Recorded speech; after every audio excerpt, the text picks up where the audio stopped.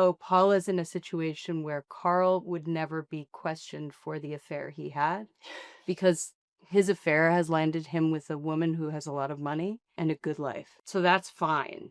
But because Paula's sex life has derailed her, was like a little bit misguided or whatever, or she had desires that she couldn't fulfill elsewhere. Almost the impulse to have desire or the impulse to seek out connection or sexual gratification, that's almost more on trial than anything else. I love Maximum Pleasure Guaranteed so much, and I love the character of Paula. I think she's really interesting and specific, but what I thought was interesting was that in an LA Times interview, you said that when you were first reading for her and reading the pilot, you couldn't get a hold on her, and that was what was exciting. So can you tell me about what was so slippery? There was a discomfort in my body I felt when I was like in the audition. I couldn't kind of get a grasp on like how she related to people or like how to be charming as her or something. I was trying to figure her out, and that actually to me indicated like that the writing was really working on me. As I look back on it now, I'm like, oh, I think that was like actually where she's at is this place where she has had all of the things that she sort of has known about herself or like the markers of her identity, whether it be a relationship or like a stability or like a home, a house, or a place that you live or whatever, they're gone. And so now she's, 40 and going like, who am I? And that was sort of the sort of feeling that I had in the audition. Yeah, it was really fascinating to watch her try to build herself back up and like build these new parts of her life. When did you get like what you felt was a hold on her then? I think as soon as well, actually, like not that I was like, I've got this. Yeah. But I was like, oh, I can kind of understand like the palette that we're playing with, which was like David Gordon Green directed the pilot, and the first stuff that we shot was like Paula driving. So it was like the camera's like here or like in the back looking at the rear view. And these are like quick shots in the show. But something about the car for her is like a space of like intense, emotional, explosive sort of like, she has a lot of outbursts in the car in many different iterations. So there was something about him. He was also like, he's just so great where he'll be like, okay, growl into the rearview mirror or like scream at that person or like start singing. And it's like, oh yeah, this person could be coping in all of these different ways. In these private moments in her car, I started to like feel like this is like the kind of, I want to say lunacy underneath, but like there's like a playful kind of, she can't just always be stressed. She's like, things pop out and there's humor there and there's, self-deprecation there and that kind of thing. Yeah, I feel like the car in general is just a cathartic place when you're alone. You're like, it's just me and the road. And I love this idea of catharsis because, again, she is so stressed throughout the season and we're stressed with her. It is such a pressure cooker. Was there one moment, like, in particular that for you was the release that she needed that was great for you as a performer as well? There's little moments throughout. There's the sort of dancing that she does in the kitchen before her date where it was like, okay, where is my body? Like, how can I'm terrified I'm going on a date. And it's like, that's like the scariest thing. How do I get into my body and like feel a little bit of joy? And I think that even just like that little attempt, which again, like as soon as she opens the door, it's the cops. It's justice for her, justice for the guacamole that never got eaten. It was, it looked so good. And the scene where she comes back and it's just, and it's dried. I was like, no. I know. Another central dynamic in the show is between Paula and Trevor, and we don't get to see a lot of it because he dies early on. But I read that you guys were actually zooming in the cam scenes. It wasn't like a simulated call. What is that like? How is it to perform in a Zoom? Were there like technical difficulties? Because I always have issues. Yeah, and that was kind of part of what we hoped for a little bit. So David Gordon Green like set it up so that there would be these two sets simultaneously going and cameras in both and the computers are recording and everything is firing. So we have all of this like live in the moment. We get to listen, we get to try different things. Sometimes I can't hear him. Sometimes his thing, freezes, but all of that was part of this like struggle to connect. And ultimately like like Paula does feel connected to Trevor. She like trusts him for better or for worse, and she feels close to him, even though there are all of these things that get in the way and there's this distance and we don't actually touch.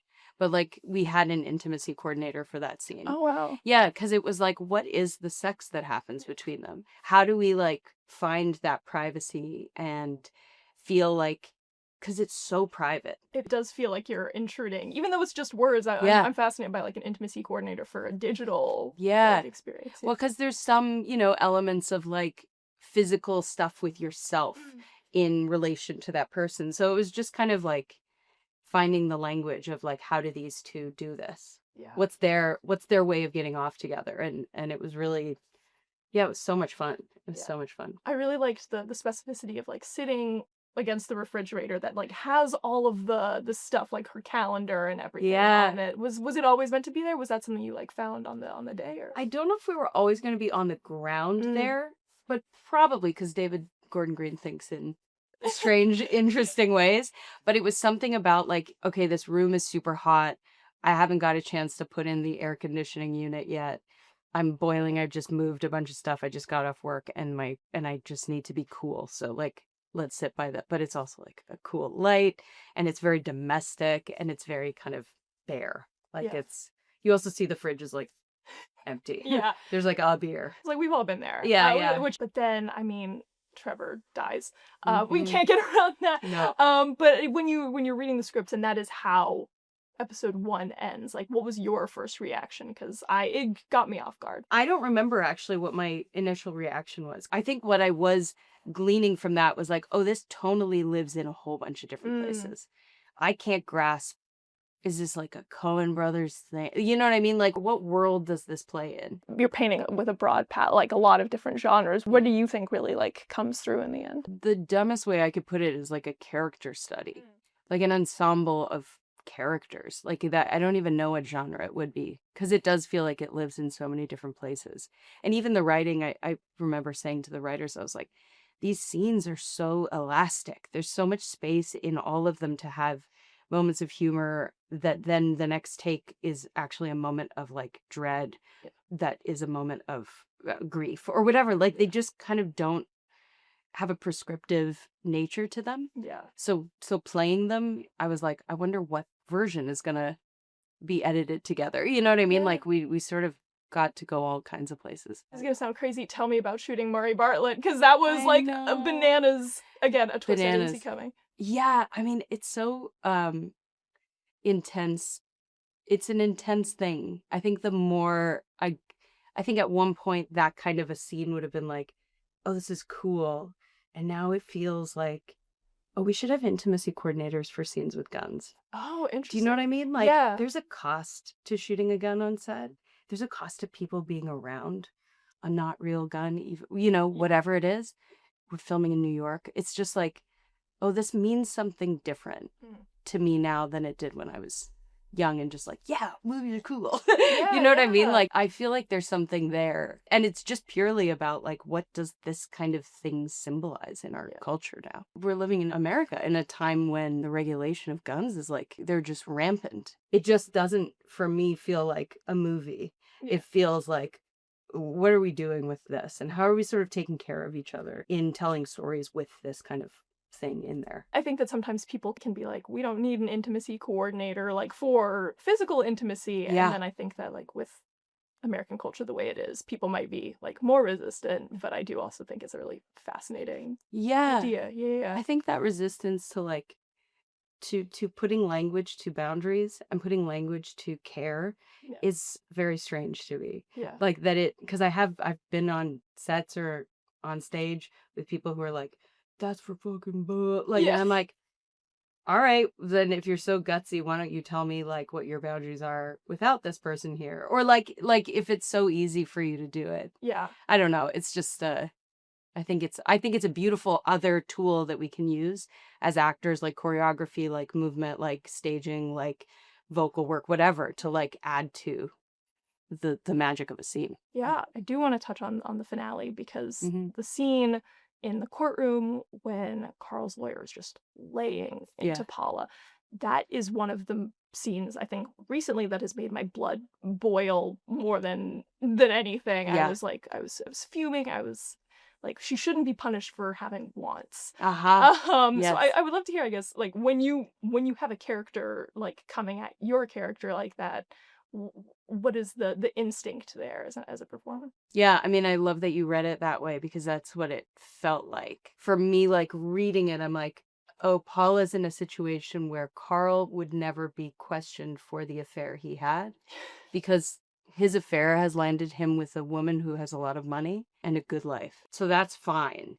But because Paula's sex life has derailed her, was like a little bit misguided or whatever, or she had desires that she couldn't fulfill elsewhere. Almost the impulse to have desire or the impulse to seek out connection or sexual gratification, that's almost more on trial than anything else. It's a wonderful thing to be able to articulate in sort of clumsy language a retort to that, and that she doesn't just acquiesce to, yes, I shouldn't have done that, and I'm bad, and I'll never do it again. It was like, well, why am I the only mother in here, and why am I being questioned in this way? And look at this double standard, like that bravery that it takes to name the thing that seems like everyone else is okay with. Yeah. Yeah. No, that monologue, the like we were the same. Yeah. Like, that hit really hard. I think about the scene all the time in Women Under the Influence where Mabel is sitting across from Nick. They're at each end of their dinner table and all of their guests have left because she was being too much and he yelled at her. And she across, not gonna cry, but it's just, she's so beautiful in it. And she's mad at him and she's kind of like, she's like pissed off at him and then realizes, oh no, maybe he needs me to be different. And she's like, I can be that. I can be anything. She's like, tell me what to be. And that, like, I don't know what it does. Like, it's still, even just talking about it, I'm like, it's like so gorgeous. It's such a desperate, it's so desperate.